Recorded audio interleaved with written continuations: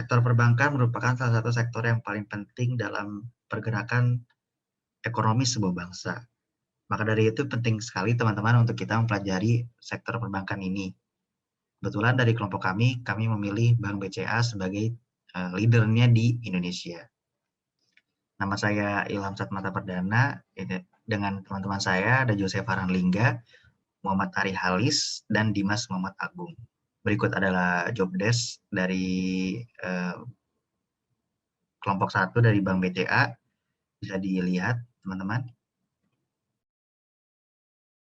Dan strategic plan di sini dari Bank BCA ada layanan payment settlement, pengembangan bisnis anak-anak usaha, dan fungsi penyaluran kredit prudent dari Bank BCA itu sendiri.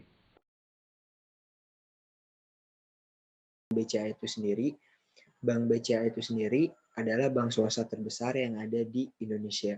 Dan bank ini didirikan pada tanggal 21 Februari 1957 dengan nama Bank Sentral Asia (NV) dan pernah menjadi bagian penting dari Salim Group.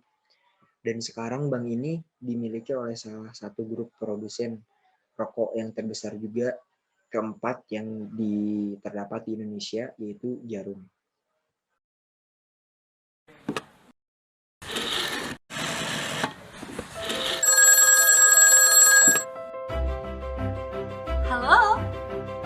Halo, mari berangkat ke masa depan, di mana kita bisa saling menyapa dan saling mengenal tanpa terbatas ruang dan waktu. Sekarang, jarak tak lagi berarti. Kapanpun dan dimanapun, kita bisa saling berbagi. Berbagi kebahagiaan, bertukar wawasan, dan membuka semua kesempatan. Selamat pagi, halo BCA, dengan Vira bisa saya bantu?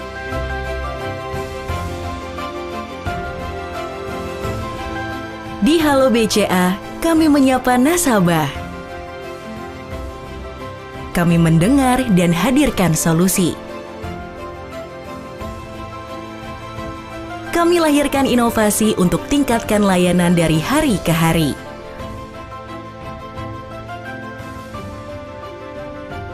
Bagi kami, setiap nasabah istimewa. Maka, kami hadir lebih dekat dalam beragam media, menghadirkan kemudahan dalam genggaman,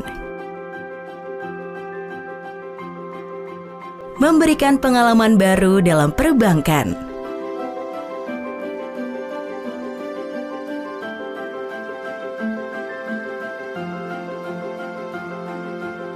layaknya sahabat yang dapat diandalkan, kami selalu ada saat diperlukan.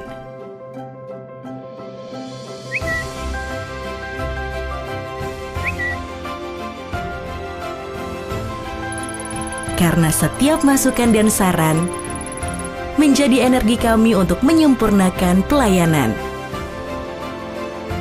Kami pun terus mengembangkan diri untuk senantiasa berikan layanan prima kelas dunia. The best mega contact center, Halo BCA Indonesia. Walau zaman berubah, kami akan tetap tersenyum dan menyapa nasabah. Karena dari masa ke masa, Halo BCA senantiasa di sisi Anda.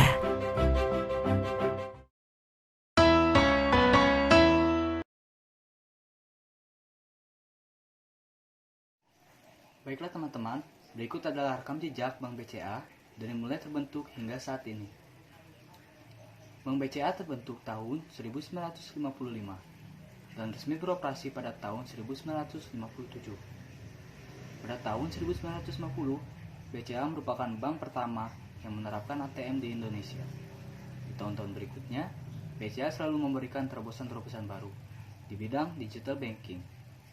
Dan tahun 2020 kemarin, BCA mengakuisisi 100% kepemilikan dari Bank Royal dan mengubah namanya menjadi Bank Digital BCA. Yang pertama adalah visi dan misi dari Bank BCA sendiri. Visinya adalah Bank BCA adalah bank pilihan utama andalan masyarakat yang berperan sebagai pilar penting perekonomian Indonesia. Kemudian misinya adalah membangun institusi yang unggul di bidang penyelesaian pembayaran dan solusi keuangan bagi nasabah bisnis dan perseorangan. Lanjut kepada visi dan misi dari kompetitornya. Yang pertama ada dari Bank BRI, yaitu visinya adalah Bank Rakyat Indonesia menjadi bank komersil terkemuka yang selalu mengutamakan kepuasan nasabah.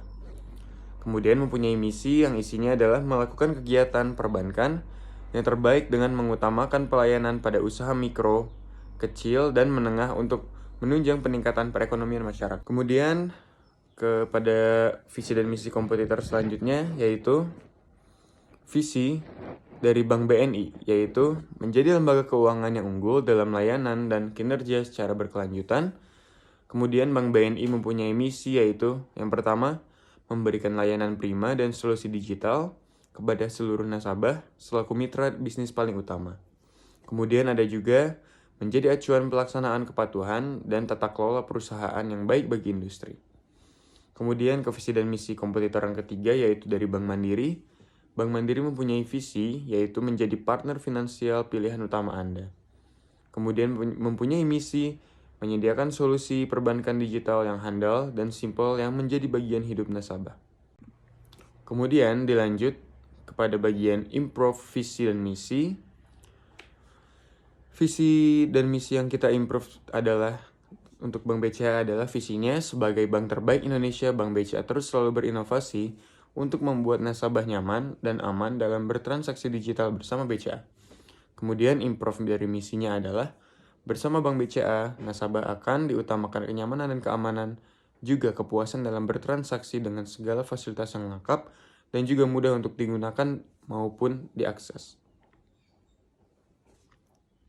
Oke, lanjut kita masuk ke compare vision dan mission dari Bank BCA dan Bank BRI. Secara keseluruhan visi Bank BCA ini sudah baik. Dari 8 identifikasi komponen tersebut, hampir semuanya tercantum dalam perumusan misi BCA. Jadi BCA ini mempunyai 2 poin lebih unggul daripada Bank BRI. Lalu perbandingan misinya, secara keseluruhan ini misi BCA sudah baik jika dibandingkan dengan BRI. Dari 9 identifikasi tadi komponen tersebut, hampir semua tercantum dalam perumusan di misi BCA.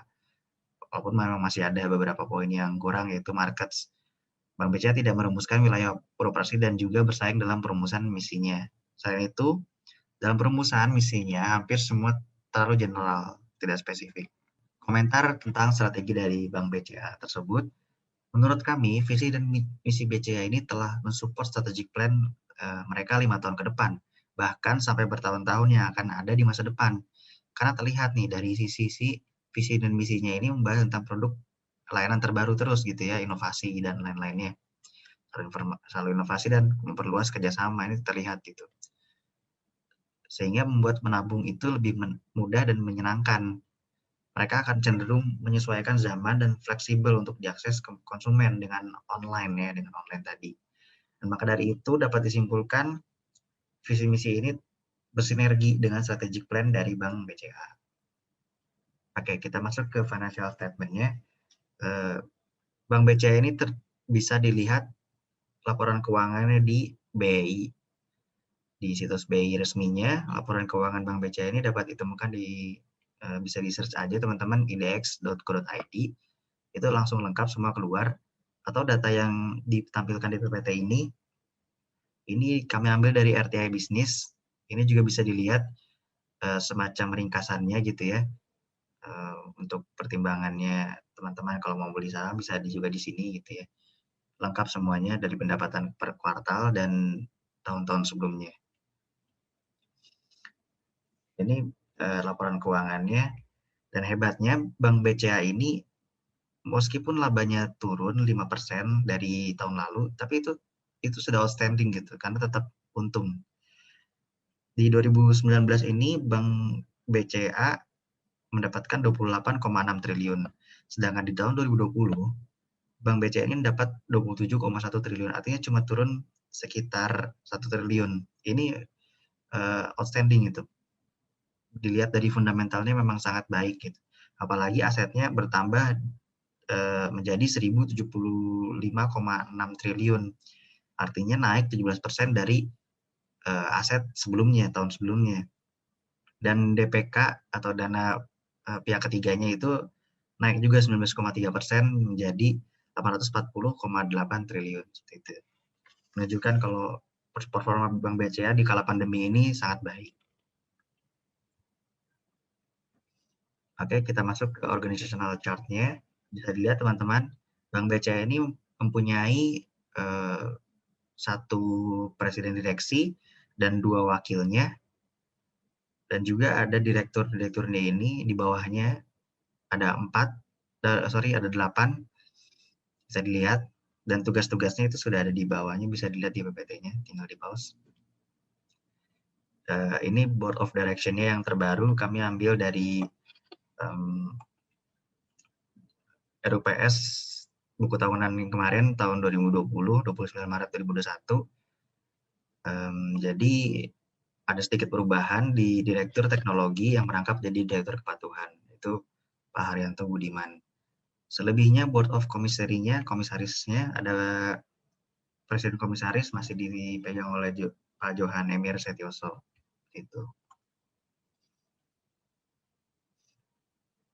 Oke, kita lanjut ke marketing positioning map-nya. Nah, ini kita bisa jelaskan. Jadi kami menaruh Bank BCA di posisi paling atas dengan high revenue dan high global rank-nya. Ini berdasarkan pendapatannya yang bisa diakses juga oleh teman-teman di IDX. Bank BCA mendapatkan income tertinggi yaitu 27 triliun, dilanjut oleh Bank BRI dengan 18,6 triliun, dan Mandiri 17,1 triliun. Lalu paling terakhir ada Bank BNI 15,38 triliun. Lalu global rank ini kami dapat dari majalah Forbes dan diurutkan menjadi seperti ini. Oke, ini kita langsung masuk ke marketing strateginya. Bank BCA ini memberikan produk yang jaminan gitu. Lanjut kita masuk ke marketing strateginya. Marketing strategi yang diterapkan Bank BCA ini memberikan jaminan keamanan keuangan gitu. Jadi memberikan rasa nyaman sehingga pelanggan itu tidak takut untuk kehilangan uangnya. Jadi memberikan proven itu gitu ya. Bahkan bisa naik jika nasabah itu mengambil produk seperti deposito dan lain-lainnya. Lalu pemaksimalan fungsi ATM dan e-banking. E-banking ini sangat membantu, apalagi untuk orang-orang yang mobilitasnya tinggi, ini e-banking sangat membantu, dan pemaksimalan fungsi ATM tidak hanya untuk bisa cuma narik uang saja gitu fungsi ATM sekarang, tapi juga bisa buat bayar listrik, lalu telepon, air, pulsa, ganti kartu, dan lain-lain sebagainya. Ini pemaksimalan fungsi ATM seperti itu untuk BCA. Dan juga tidak kalah penting promosi online digital marketing yang mereka lakukan. Itu sangat gencar di sosial media dan di internet. Kita masuk ke segmenting, targeting, dan positioning dari Bank BCA. Oke, segmentingnya dari Bank BCA ini, Bank BCA ini hampir terdapat di seluruh kawasan Nusantara. Dan demographic segmentation-nya lebih ke seluruh masyarakat dengan semua income. Ya, mungkin untuk sekarang middle sampai high, cuma low-nya tetap juga ada gitu ya. Jadi hampir seluruh masyarakat dengan semua income. Benefit segmentation-nya dari mereka menawarkan kalau terus bertransaksi di Bank BCA ini berkesempatan mendapat hadiah gitu ya. Jadi ini salah satu strategi dari Bank BCA juga. Targetingnya ini ke seluruh masyarakat yang membuka rekening itu bisa di bank ini gitu.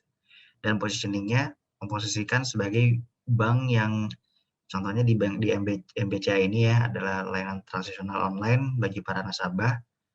Ini praktis, aman, mudah, nyaman gitu ya. Karena kata keamanan, kemudahan, kenyamanan ini sudah menjadi top of mind di masyarakat di Indonesia gitu. Jadi memposisikan bank ini seperti itu. Kita masuk ke marketing mix-nya.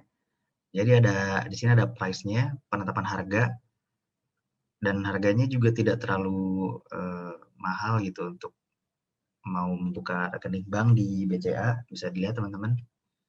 Nah ini pembuatannya, ini bisa di-post aja kalau mau lihat. Suku bunganya juga ya relatif masih bisa terjangkau. Dan produk-produknya ini bisa teman-teman lihat juga. Nah, ini lengkap semua yang sudah dibacakan oleh Dimas tadi. Ada layanan, simpanan individu, produk individu, wealth management-nya, dan uang elektroniknya itu semua mereka lengkap ada. Bisa dicek aja. Ini place nih. Ini kuncinya juga bagi Bank BCA ini untuk memenangkan persaingan di antara bank-bank lainnya. Dan Bank BCA ini sudah ada di mana-mana, jadi keaksesan kemudahan dari Bank BCA ini untuk nasabahnya ini luar biasa bagus gitu. Bahkan di luar negeri pun sudah ada 15 data tahun 2019 itu sudah 15. Nah, ini promosinya yang mereka lakukan ini. Nah, ini dari koran, terus juga membuat iklan, lalu juga ini seperti ini membuat event-event yang memberikan hadiah yang besar, dan juga ada potongan voucher GoPay. Nah, ini Buningsih, ini kampanye mereka seperti itu ya. Oke, ini kita masuk ke marketing strategi kompetitorsnya. Mereka menggunakan pola, ini dari Bank BRI dulu ya. Bank BRI ini menggunakan pola CPP. Apa sih CPP? CPP itu adalah penggunaan data CPP ini seperti perseleksian kelayakan kredit yang akan dilakukan oleh Bank BRI kepada calon nasabahnya gitu. Tapi memang kurang efektif pelaksanaannya. Lalu penyesuaian keinginan masyarakat, pemberian hadiah, sering bagian hadiah agar nasabahnya menjadi loyal dan promosi gratis gitu ya. Dan fokus di Bank BUMN ini sebagai ke UMKM-nya. Jadi kalau Bank BUMN ini memang sudah terfokus gitu ya. Coba di next. Nah, ini contoh salah satu lagi Bank BNI. Ini menggali calon nasabah. Maksudnya menggali itu jadi mengetahui apa yang benar-benar calon nasabah ini mau gitu. Lalu ada juga strategi dari Bank BNI ini produknya mengikat seperti tagihan online yang auto debit dan lain-lainnya. Lalu juga Bank BNI sangat-sangat memperhatikan dengan customer satisfaction-nya, kepuasan konsumennya. Lalu juga Bank BNI ini fokus pada KPR dan international banking-nya. Jadi Bank BUMN satu ini fokus di hal terbagi gitu fokusnya. Nah, ini kalau di Mandiri promosi besar-besaran udah pasti offline online mereka lakukan semua. Dan Mandiri ini salah satu bank BUMN ini yang fokus ke korporasi. Jadi kalau ke BRI itu UMKM, kalau BNI itu lebih fokus ke arah KPR dan international banking, dan kalau Mandiri ini lebih fokus ke korporasi besar. Makanya Mandiri banyak terlihat banyak diskon-diskon kalau misalnya ada di mall-mall gitu ya, di promonya Mandiri. Oke, lanjut kita ke map location-nya. Ini map location yang ada BCA di dalam negeri dan di luar negeri. Ini sudah banyak sekali, itu ada di luar negeri juga, dan dalam negeri ada 139 kantor cabang utama, 873 kantor cabang bantu, 44 kantor kas, 2 kantor perwakilan luar negeri, dan 16.965 mesin ATM. Ini data tahun 2019. Next ya. Oke, ini value of the firm-nya. Inbound logistik, operation, outbound logistik, dan marketing sales ini semua bisa dilihat teman-teman. Next ya. Lalu juga ada value of the firm, bisa dilihat juga apa-apa saja yang dipunya oleh Bank BCA. Nah, ini kita masuk ke web analysis-nya. Ini layout-nya juga sudah menarik nih, teman-teman bisa lihat di website resminya Bank BCA. Mereka sudah lebih memperhatikan detail di website gitu ya. Kalau dulu memang hanya monoton saja putih biru dan warnanya memang itu aja gitu cenderungnya ya. Dan lebih oke, lebih ke anak muda banget nih gitu dari websitenya. Sudah lengkap juga. Customer service button juga sudah ada di pojok kanan, itu tinggal di-chat aja segala macam, gampang, sudah sangat memudahkan websitenya. Next. Berikut adalah analisis strength dari Bank BCA. Yang pertama, BCA telah menjadi pelopor dalam infrastruktur pendukung National Payment System yang sulit tersaingi oleh kompetitor. Yang kedua, menjadi perbankan pertama di Indonesia yang melakukan proses edukasi sistem dalam pemakaian layanan ATM dan internet banking. Yang ketiga, posisi Bank BCA sebagai standar setter bagi bank pesaing bukan hanya di produk layanan, tapi penambahan jenis electronic delivery channel-nya menjadi benchmark bagi pesaing. Yang keempat, BCA telah dikenal reputasinya di dalam dan di luar negeri sebagai bank yang selalu mengambil keputusan yang tepat dalam pemilihan teknologi dan waktu penerapannya. Yang kelima, BCA memiliki visi misi yang mendukung strategic plan. Berikut adalah major competitor dari BCA. Urutan ini diukur dari rating CEO, jumlah pegawai, dan total pendapatan. Berikut adalah analisis weakness dari Bank BCA. Yang pertama, layanan perbankan BCA yang selalu mengikuti perkembangan teknologi informasi masih perlu disempurnakan untuk mengurangi rasa ketidaknyamanan dari nasabah. Yang kedua, konsentrasi alokasi kredit BCA lebih terfokus pada korporasi perusahaan menengah ke atas, sehingga sangat rawan terhadap kemungkinan kredit macet ketika iklim ekonomi sedang krisis dan nilai tukar rupiah yang fluktuasi. Yang ketiga, BCA belum menjadi bank pilihan utama bagi sebagian masyarakat yang mampu mengakomodasi sebagian besar kebutuhan mereka akan layanan perbankan. EV Matrix, dan bisa dilihat sendiri EV Matrix, strength, kekuatan, dan weakness-nya. Dan ada strength-nya ada 7 dan weakness-nya 7 sama. Peluangnya di sini visi misi Bank BCA, bobotnya ada 0,1, ratingnya ada 4, dan skornya 0,4. Jadi dijumlahin semuanya, dan tata aturan budaya kerja Bank BCA meningkatkan dan menaruh para stakeholder Bank BCA.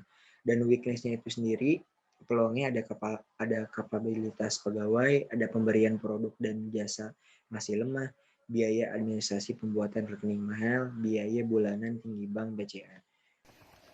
Berikut adalah tren lingkungan luar yang dapat mempengaruhi perkembangan Bank BCA, beserta tanggapan dari kelompok kami.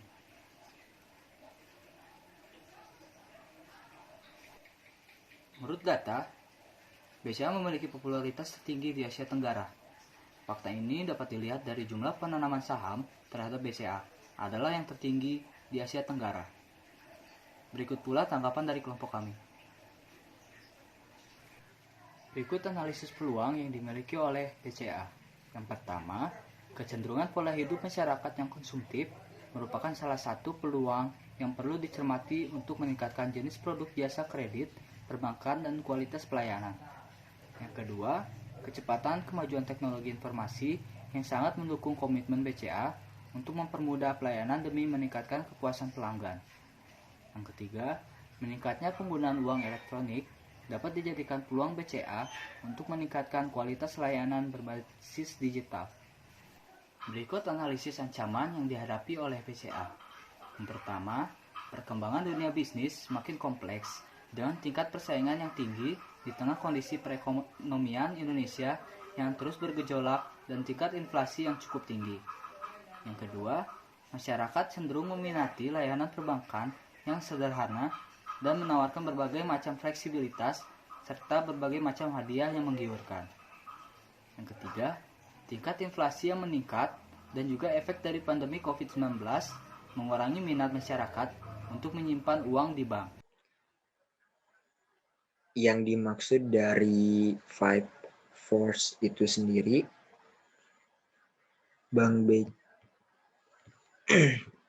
Kita mulai dari competitive rivalry within at industry. Jadi maksudnya keberadaan bank-bank ini milik pemerintah, nasabah lebih percaya kepada bank milik pemerintah.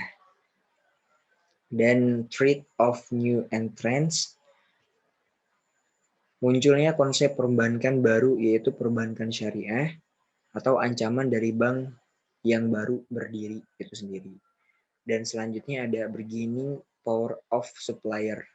Jadi dalam industri ini pemasok lebih untuk ke kartu kredit dan yaitu dari Visa Internasional juga Asia Pasifik dengan nama jaringan Visa dan Mastercard Internasional Indonesia dengan nama jaringan Mastercard. Dan selanjutnya Trade of Substitutes. Dan saat ini kita dapat dengan mudah jumpai perusahaan pesaing dengan cukup yang pesat dapat berkembang dikarenakan berbagai kemudahan yang mereka tawarkan terhadap nasabah dan masyarakat. Sedangkan kebutuhan masyarakat akan jasa penyimpanan uang yang aman dengan memperoleh imbalan kompetitif merupakan bangsa yang kini tidak hanya milik industri perbankan itu sendiri. Dan selanjutnya bergaining power of customer. Jadi maksudnya dalam dunia bisnis dikenal ada 5 tingkatan. Customer yaitu teroris customer, transaksional customer, relationship customer, loyal customer, dan advocator customer. Dan dari berbagai macam konsumen atau nasabah tersebut, Bank Sentral Asia atau Bank BCA itu sendiri harus bersaing secara kompetitif dengan banyaknya bank, perusahaan pendanaan atau pesaing. Dan yang 5 force sudah. Dan yang terakhir ke EV matrix.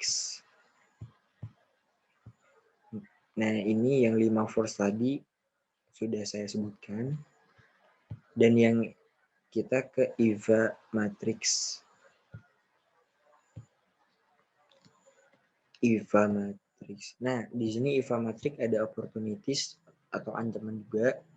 Dan peluangnya ada mapping yang pertama, ada mapping area BCA, brand image, e-money, gaji karyawan, keamanan dan pengawasan, tersebar kantor dan cabang, semakin banyak retail yang butuh dipinjamkan. Dan ancamannya, peluangnya penyelenggaraan kredit, pesaing lebih teknologi, tech amnesty, persaingan pada bank pemerintah, persaingan perbankan yang lain, kekuatan nasabah memilih bank yang cukup tinggi. Dan totalnya dari semuanya dan bobotnya 1 dan total skornya 3,74.